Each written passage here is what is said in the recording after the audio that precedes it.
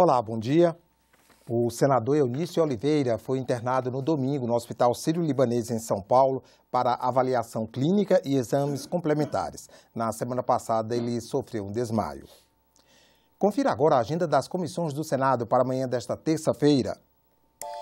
A chacina ocorrida na gleba de Taquaraçu do Norte, que fica na zona rural do município de Colniza, em Mato Grosso, será debatida em audiência pública na Comissão de Direitos Humanos.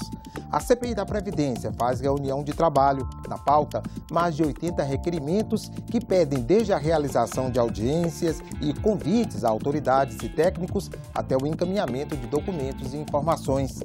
A Comissão de Infraestrutura sabatina Francisval Dias Mendes, indicado para diretor da Agência Nacional de Transportes Aquaviários, ANTAC. A criação e o funcionamento de fundos patrimoniais vinculados ao financiamento de instituições públicas de ensino superior são previstos em projeto de lei que está na pauta da Comissão de Assuntos Econômicos.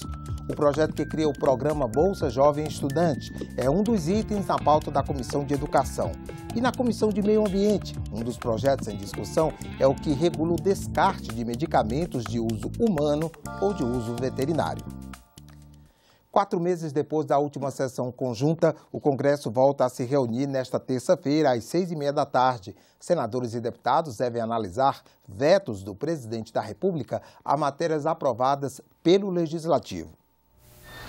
O Congresso tem 15 vetos na pauta. São 13 parciais e 2 totais. O presidente Michel Temer vetou integralmente 2 projetos apresentados por parlamentares.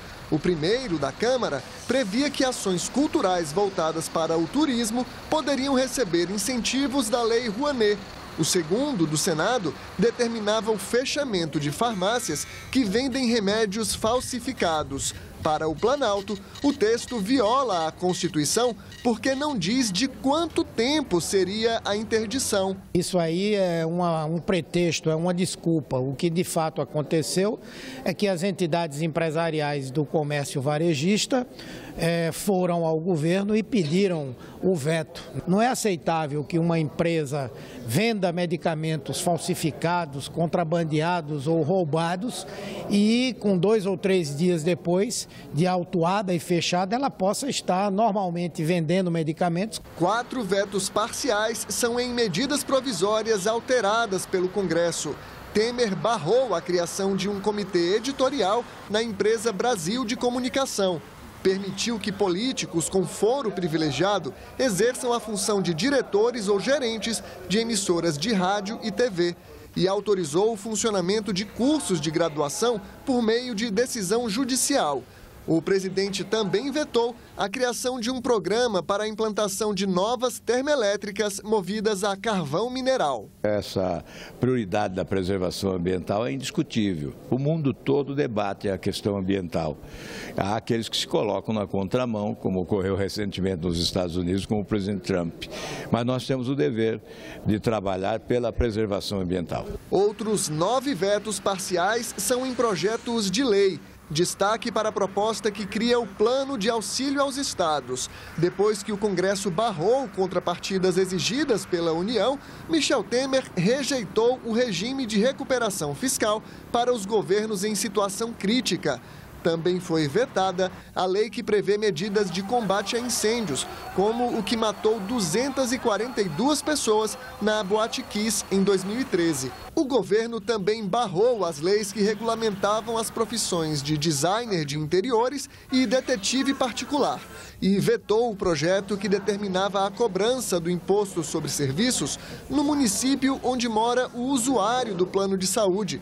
O presidente vetou, dizendo que isso não seria muito prático do ponto de vista operacional para os planos de saúde. O que o senhor acha dessa justificativa? Isso é o retrato de um presidente que pensa no capital e não pensa na arrecadação e não pensa no interesse público.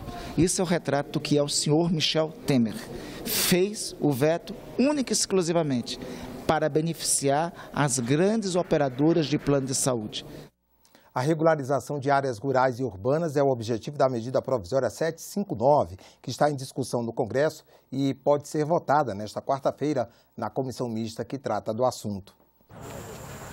Dados do INCRA, Instituto Nacional de Colonização e Reforma Agrária, mostram que 85% dos agricultores de assentamentos rurais ainda não têm o título definitivo das terras. São quase 9 mil projetos de assentamento à espera de análise para titulação definitiva.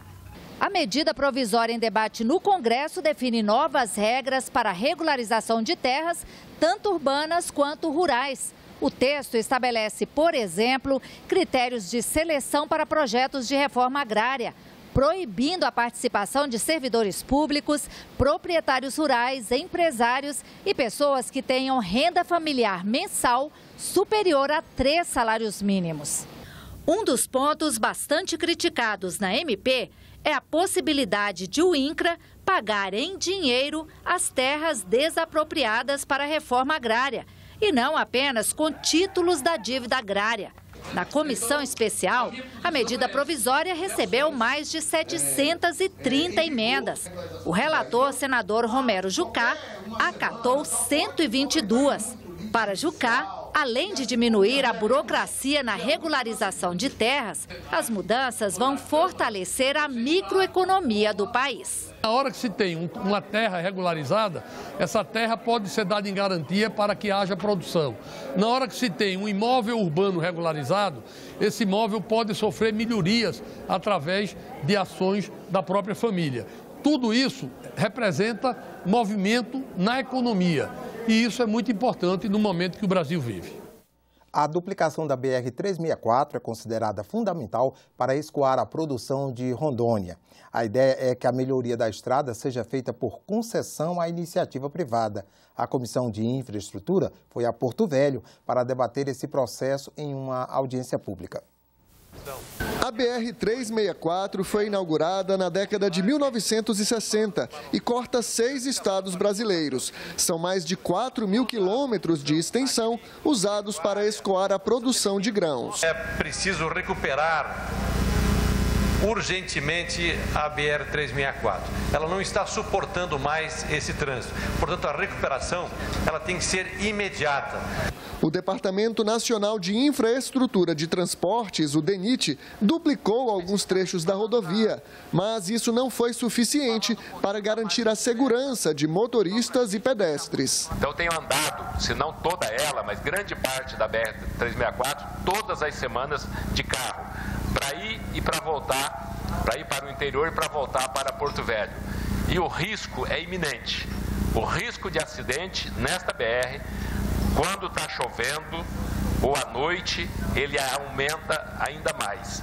O representante do DENIT disse que o órgão está sem dinheiro por causa da crise econômica, mas que trechos da BR-364 que passam por Rondônia podem ser recuperados ainda este ano. 327 milhões e 700 mil reais. Essa é a visão orçamentária que nós temos. Provavelmente, nós vamos chegar nos próximos meses, 3, 4 meses, com os 1.092 quilômetros da BR-364 contratados com serviços de manutenção, restauração e recuperação da pista.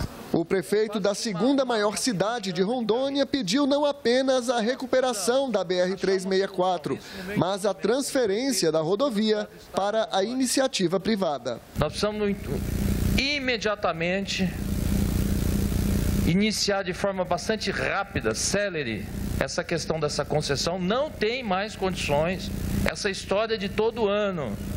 Vamos fazer recapeamento, vamos arrumar um trecho, como bem disse aqui o deputado Ayrton, isso é um desperdício de recursos. Realmente a concessão é uma empresa particular, se tem um buraco ali ela tapa amanhã, se tem um problema ali ela faz no dia seguinte, e com a empresa pública ela tem que licitar, entra em uma burocracia imensa. As empresas que exploram as rodovias privatizadas no país analisam se a concessão da BR-364 em Rondônia será um bom negócio. A demanda, que aqui parece ser elevada, né, por causa dos caminhões que trazem os grãos até o embarque da hidrovia aqui em Porto Velho, né, isso é um lado da história. Né? O outro lado, né, quanto que os usuários estão dispostos a pagar? Eu tenho certeza que a população não vai querer pagar pedágio sem o benefício da obra. Então nós temos que ter a obra ter o benefício para pagar o pedágio. Nós cobrar um pedágio sem a duplicação, eu tenho absoluta certeza que isso não vai funcionar no estado de Rondônia. Toda terça-feira, o Jornal do Senado publica o especial Cidadania, com reportagens especiais sobre assuntos em debate no Congresso Nacional. Veja agora o tema da edição, que será distribuída hoje em todo o país. O preso que trabalha diminui um dia de pena para cada 3 dias trabalhados. Poucos conseguem isso, porém, a média nacional de presos trabalhando é de apenas 20%, mas há estados como Rio de Janeiro e Sergipe, onde o número de presos trabalhando não chega a 6%, e Rio Grande do Norte, que tem menos de 3% dos presos trabalhando. Com mais de 600 mil detentos, o Brasil é o 4º país do mundo em número de pessoas presas. No especial Cidadania, que o Jornal do Senado publica nesta terça-feira, a repórter Soraya Mendanha revela alguns dos problemas que dificultam a oportunidade de trabalho para presos e entrevista um ex-detento que só conseguiu trabalho meses depois de sair da prisão. Ele conta o problema de ficar confinado com quem cometeu crimes graves sem poder ter o trabalho como preparação para sair da vida do crime. A reportagem traz ainda os tipos de trabalho disponíveis para o preso na prisão e fora dela, a opinião de especialistas e um projeto de lei que torna obrigatório o trabalho para detentos. O especial Cidadania é publicado todas as terças-feiras no Jornal do Senado, que pode ser assinado para recebimento diário por e-mail com um rápido cadastramento em senado.leg.br/jornal. Para outras notícias, acesse a nossa página na internet e fique ligado aqui na programação nos boletins do Senado agora. Uma boa terça-feira para você.